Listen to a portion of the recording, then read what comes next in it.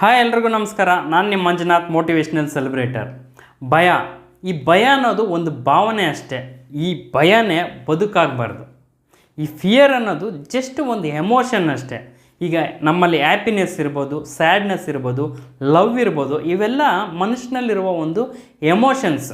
ಅದೇ ರೀತಿ ಫಿಯರ್ ಕೂಡ ಅಷ್ಟೇ, ಒಂದು ಎಮೋಷನ್ಸ್. ಆ ಫಿಯರ್ ಅನ್ನೋದು ಇರಬೇಕು ನಮ್ಮಲ್ಲಿ. ಆದರೆ ನಮ್ಮಲ್ಲಿ ಆ ಭಯ ಅನ್ನೋದೇ ತುಂಬ್ಕೊಂಡ್ಬಿಟ್ರೆ ನಾವು ಏನನ್ನು ಸಾಧಿಸೋದಕ್ಕೆ ಆಗೋದಿಲ್ಲ. ನಾವು ಒಂದು ಹೆಜ್ಜೆ ಇಡಬೇಕು ಅಂದರೂ ಭಯ ಪಡ್ತಾ ಇರ್ತೀವಿ. ಆ ರೀತಿಯ ಒಂದು ಭಯ ಇದ್ದರೆ ನಾವು ಅಂದ್ಕೊಂಡಿರೋದು ಏನನ್ನು ಅಷ್ಟೇ ಸಾಧಿಸೋದಕ್ಕೆ ಆಗೋದಿಲ್ಲ. ನಾವು ಏನಾದರೂ ಒಂದು ಹೊಸದಾಗಿ ಶುರು ಮಾಡಬೇಕು ಅಂತಂದರೆ ನಮ್ಮಲ್ಲಿ ಮೊದಲು ಕಾಡೋದೇ ಭಯ.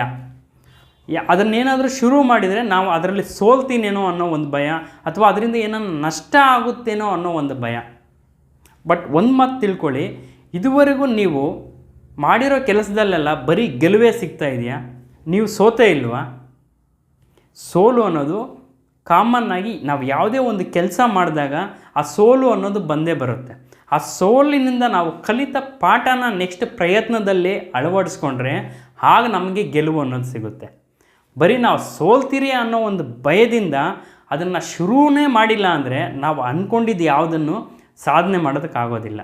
ಅದಕ್ಕೋಸ್ಕರ ಯಾವುದೇ ಒಂದು ಕೆಲಸನ ಶುರು ಮಾಡಬೇಕಂದ್ರೆ ನಿಮ್ಮಲ್ಲಿರುವ ಒಂದು ಭಯನ ದೂರ ಇಟ್ಟು ಅದನ್ನು ಶುರು ಮಾಡಿದಾಗ ಅದರಲ್ಲಿ ಒಂದು ಸೋಲು ಅಥವಾ ಗೆಲುವು ಯಾವುದೋ ಒಂದು ಸಿಗುತ್ತೆ.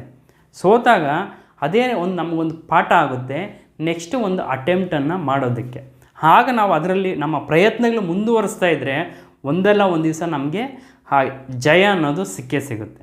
ಇದುವರೆಗೂ ಸಕ್ಸಸ್ ಆಗಿರೋರಾಗಿರ್ಬೋದು ಅಥವಾ ಗೆದ್ದೋರೇ ಆಗಿರ್ಬೋದು, ಅವರು ಏನು ಫಸ್ಟ್ ಅಟೆಂಪ್ಟಲ್ಲೇ ಅವರು ಮಾಡಿದ ಕೆಲಸದಲ್ಲೇ ಏನು ಅವ್ರಿಗೇನು ಜಯ ಸಿಕ್ಕಿಲ್ಲ. ಅವರು ಸೋತಿರ್ತಾರೆ. ಆ ಸೋಲಿನಿಂದ ಕಲಿತ ಪಾಠಗಳನ್ನೇ ನೆಕ್ಸ್ಟ್ ಅವರ ಮುಂದಿನ ಹಾದಿಗೆ ಮೆಟ್ಟಿಲಾಗಿ ಮಾಡಿಕೊಂಡು ಅವರು ಜಯ ಅನ್ನೋದನ್ನು ಸಾಧಿಸಿರ್ತಾರೆ. ಅದಕ್ಕೋಸ್ಕರ ನಾವು ನಮ್ಮ ಒಳಗಡೆ ಈ ಭಯ ಅನ್ನೋದು ಇದ್ದರೆ ನಾವು ಯಾವುದೇ ಒಂದು ಕೆಲಸ ಮಾಡಬೇಕು, ಹೊಸ್ದಾಗಿ ಮಾಡಬೇಕು ಅಂದರೆ ಅದು ಮಾಡೋಕ್ಕೆ ಬಿಡೋದಿಲ್ಲ. ಈಗ ಸ್ಟೂಡೆಂಟ್ಸ್ಗೆ ಏನಾದರೂ ಒಂದು ಹೊಸ ಕೋರ್ಸ್ ತೊಗೊಳ್ಬೇಕು, ಆ ಕೋರ್ಸ್ ತೊಗೊಂಡು ಓದಬೇಕು ಅಂತಂದ್ರೇ ಭಯ. ಅದರಲ್ಲೆಲ್ಲ ನಾನು ಫೇಲ್ ಆಗಿಬಿಡ್ತೀನೋ, ನನ್ನ ಕೆರಿಯರ್ ಅದು ಇಷ್ಟೇ ಆಗೋಗ್ಬಿಡುತ್ತೇನೋ ಅನ್ನೋ ಒಂದು ಭಯದಿಂದ ಒಂದು ದೊಡ್ಡ ದೊಡ್ಡ ಚಾಲೆಂಜಸ್ಗೆ ಕೈ ಹಾಕೋದಕ್ಕೆ ಹೋಗೋದಿಲ್ಲ.